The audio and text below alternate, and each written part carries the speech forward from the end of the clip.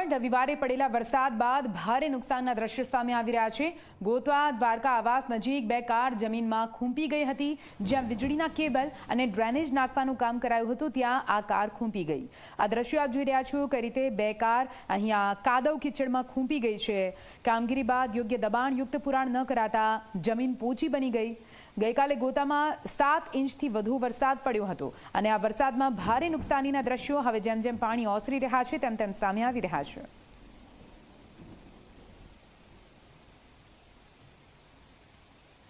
અમદાવાદમાં ગઈકાલે 7 ઇંચ વરસેલા વરસાદે સમગ્ર શહેરની હાલત ખરાબ કરી નાખી હતી।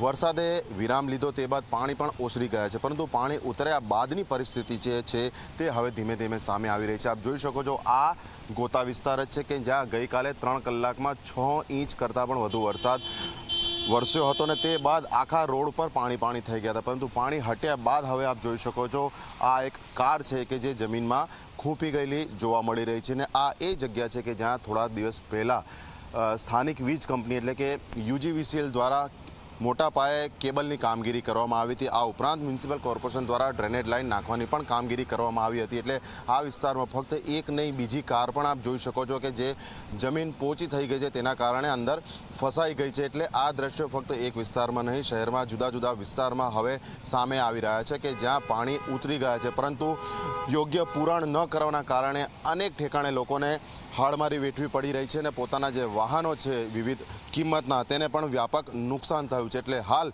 ગઈકાલે વરસાદ જે વરસ્યો તે બાદની પરિસ્થિતિ લોકોની નજર સમક્ષ આવી રહી છે। કેમેરા પર્સન મુકેશ ચૌહાણ સાથે અર્પણ કાયદાવાલા ઝી મીડિયા, અમદાવાદ। વલસાડ જિલ્લાના